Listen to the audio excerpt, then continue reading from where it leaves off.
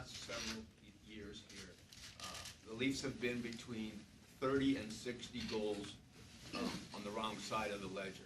How do you flip that, and how long does it take to score more than you give up? I don't know how long it takes. These are things that the questions that are being asked are things that you have to earn. It's not something that you can come in and make a statement about that we're going to do this and we're going to do that. I'm about believing in that we have to go out and earn the goals for and the goals against, and instead of making statements about we're going to do this and we're going to do that, that there's going to be some work that it has to be put in, that has to be understood, that there's a certain level of expectation that's not going to falter, be lowered. And I think that this group hasn't been able to grasp it on a consistent basis. And it's our job as a coaching staff to either force, coddle, kick, whatever word you want to use, to get them to believe that they can do it. Is that a lack of leadership in the dressing room, though? I don't think it points to a lack of leadership. I think what it points to is a lack of confidence. And confidence is the number one thing that I would say that this team did not have. We were not a confident group. And there was a player that went to Anaheim, Frankie Boschman, in a trade. And I was coaching him in Anaheim, and when we got Frankie Boschman back in Anaheim, it seemed to take about 3 weeks for him to get his confidence back, where when he first got there, he was just coming back and playing, and he was just slapping the puck around and running all over the place. And I was saying to him, well, why did this happen to you? And he said, I don't know. He didn't skate, he didn't move the puck, he was kind of paralyzed. And in some situations, some things that have happened with this group have happened to the same level, the same degree. Captain Randy, Dion Phaneuf has been questioned in terms of his leadership. What have you liked from Dion Phaneuf, and would you at any point consider a change in that regard as far as the captaincy of this team? Deep breath when I got to answer all these questions about leadership and captaincy. It's the captaincy is a heavy letter when things don't go well.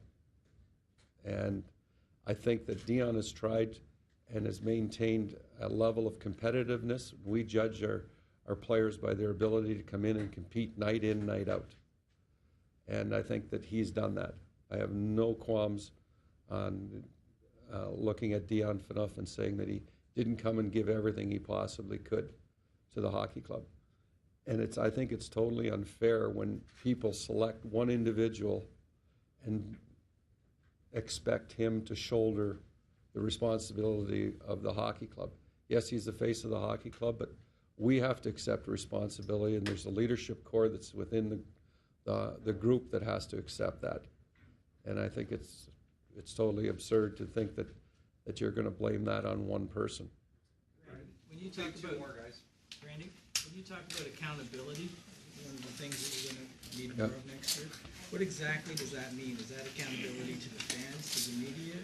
I think that runs deep through the organization. It runs into the work ethic, the accountability of holding your teammates accountable and responsible for their actions. I think it's accountability is for the coaches to make sure that they present a game plan and a training camp and an off-season program that's going to be one that the players are going to grasp and be able to work hard at it and find a common ground where everybody's accepting their responsibility, and we're going to go forward as a group that's strong with a good summer of workout regime. All of those things are going to make up the start of next season. If you didn't get that number one center that the team obviously got for good reason, would you consider moving Phil to the middle because of his ability to distribute the puck? I think all things are open to the changes that we need to make, or we think we need to make, will be made based upon the best interest of the hockey club.